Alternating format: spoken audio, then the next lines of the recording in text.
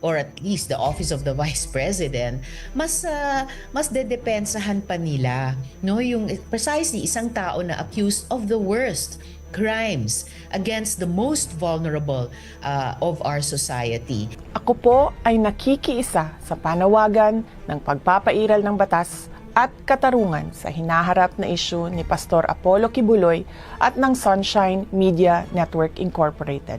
Dapat depensahan yung mga babae na paulit-ulit ginagahasa in the belief foisted upon them na sakripisyo nila yon for the so-called the self-appointed Son of God.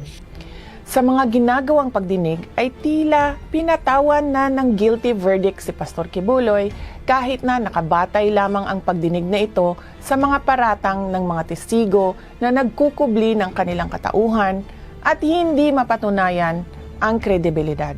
So dapat sana pagdepensa sa mga kababayang iyon. Marami sa atin ang naniniwala na ang dinaranas ngayon ni Pastor Kibuloy ay isang pandarahas at hindi patas. Marami pang ibang problema, no? Instead of at such a high office of the government defending someone who over time sa kanyang pag-iwas sa pagharap sa investigasyon, hindi pagbigay ng maayos na sagot, pagtatago, paglabas ng sabi ko, out of this world na mga kondisyones. So someone who over time seems less and less to deserve that kind of high defense. Bukod sa hearing na walang pinatutunguhan, ay kabilang rin dito ang indefinite suspension ng broadcasting network na SMNI na isang issue ng media freedom. Hindi biro ang mga pangyayari at paratang na ganito. Nararapat lamang na mabigyan ng patas na laban at sa tamang korte. Ika nga sa Mateo chapter 5 verses 11 to 12. Pinagpala ang mga nilalait at inuusig ng mga tao at pinaparatangan ng lahat ng uri ng kasamaan na pawang kasinungalingan ng dahil sa akin. Magsaya kayo at maggalak sapagkat malaki ang inyong gantimpala sa langit. Alalahanin ninyong inuusig din ang mga propetang nauna sa inyo. Sana po ay maging gabay natin ang mga bersikulong ito patungo sa kaginhawaan at mabigyan tayo ng tibay ng loob sa pagharap sa mga pagsubok, pagtitiis at pag-uusig ngayon. Lagi po tayong manalangin para sa hustisya at katotohanan. Justice and the truth cannot be achieved in trial by publicity, but by a day in court. Well, I'm just glad na yung majority ng mga kasama ko sa Senado upheld my ruling citing Kibuloy in contempt, and that has paved the way for this show cause order na una nating pinag-usapan, Karen, na pinirmahan namin ni Senate President Mig Zubiri, and umaandar na ngayong 48-hour period. Pero nakapagtataka kapag ang administrasyon or at least the office of the vice president mas dedepensahan pa nila, no, yung precisely isang tao na accused of the worst crimes against the most vulnerable of our society. Dapat sana yung energy na yan ibuhos na lang nila sa pagdepensa sa mga karapatan ng ating mga mamamayan, precisely children forced to beg, OFWs like Reynita forced to give up their hard-earned remittances para suportahan yung lavish lifestyle ni Kibuloy sa halip na ipadala sa kanilang mga pamilya. For one, Reynita lost her house here in the Philippines dahil hindi na niya mabayaran yung mortgage.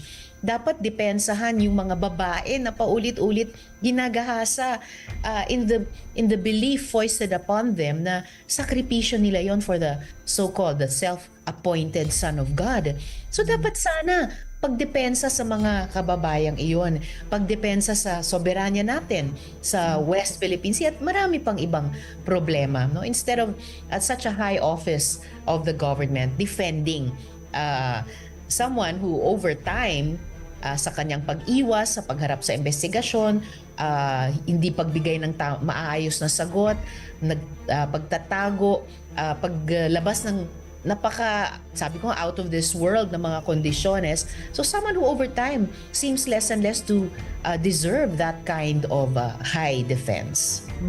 I really thank them for their firm stand upholding the speaking of truth and the seeking of justice of all the victim survivors, lalo na yung mga kabaro natin at yung mga menor de edad. Altogether, we prove once again that the Senate can cross party lines and stand up as an institution for the rights and welfare of the most vulnerable. Nagpapasalamat talaga ako sa kanila. That's a serious option for our government because we actually have an extradition treaty between the Philippines and the United States. So if and when an extradition request will come from the US, option talaga ng gobyerno natin na at some point or other to send him to the US to also face the cases there. Of course, ang isa pang magandang development dito, Karen, naghain na ng mga kaso ang Department of Justice with the assistance of the Solicitor General laban kay Quiboloy on 2 of the 3 cases na hinain sa kanya sa Davao, dinismiss doon, pero inelevate nung complainant sa DOJ. The 2 cases that DOJ has now filed involve child abuse and oh my goodness, my memory is failing me right now, but there is also a 3rd case. Oh, that's right, salamat. Human trafficking. Yeah. So yun yung dalawang kasong umaandar na dito sa Philippine court. So if and when that US extradition request is received by our government, then pwede silang mag-decide. Itutuloy muna ba yung mga kaso dito or ipadadala na muna siya sa US under extradition, or tapusin muna yung mga kaso dito saka i-extradite. But at least nung itinanong namin yung isyung iyan, I think second to the most recent hearing, nakapagsalita ang DOJ sa ganung mga options. So at least they're already thinking about or preparing for the eventuality of an extradition request. Actually, no shortcuts at all, but I believe no leeway either. The Senate has simply followed our rules, simpleng ine-exercise namin yung aming mandato at yung aming mga kapangyarihan under the law and under our rules to, and this, even the Supreme Court has spoken on this, na to compel the appearance of witnesses in proper investigations of resolutions with a legislative intent. Wala pong paglabag sa due process kay Pastor Quiboloy.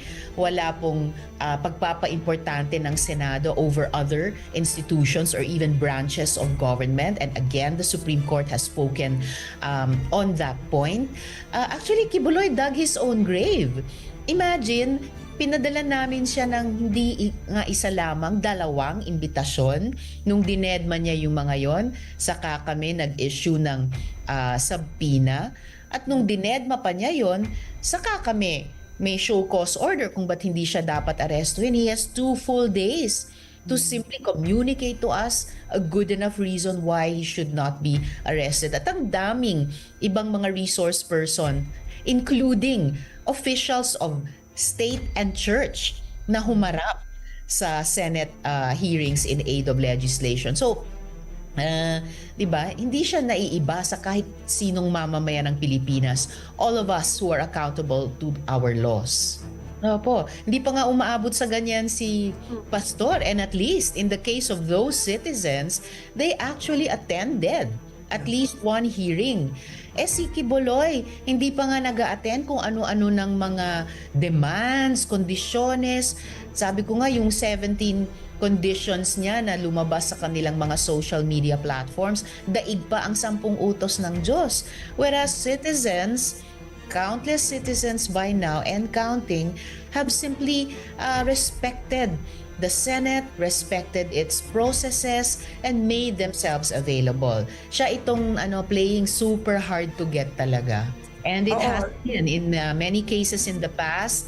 And in fact, kahit habang tumatakbo pa ang hearing, there have been times, for example, in our Senate Committee on Women Investigation of POGO-related crimes against women and others, naglunsad na rin ng parallel investigations yung mga investigative and law enforcement agencies natin. And they have, even during the Senate hearings, already impose disciplinary actions against those they found and proved to be guilty.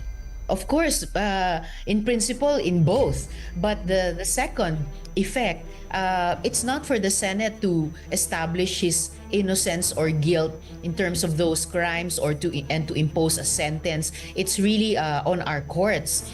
But the first purpose is squarely within our mandate. At nasabi ko na rin sa opening statement ko sa most recent hearing, there are emerging already at least 3 areas of legislation that our hearing will surely be able to address sa aming committee report sa findings and recommendations. Isa na doon yung sexual abuse within secretive religious organizations and issue of consent in faith-based dynamics. Matatanong kasi natin, merong bang meaningful consent kapag yung babae o yung minor de edad is isolated, is controlled in his or her physical and psychological situation, and then is placed in the position to sacrifice herself, her body even, to someone claiming to be the appointed son of God. So anong areas, anong amendments sa ating mga batas ang kakailanganin to protect still the rights and welfare of a woman or a person in that situation?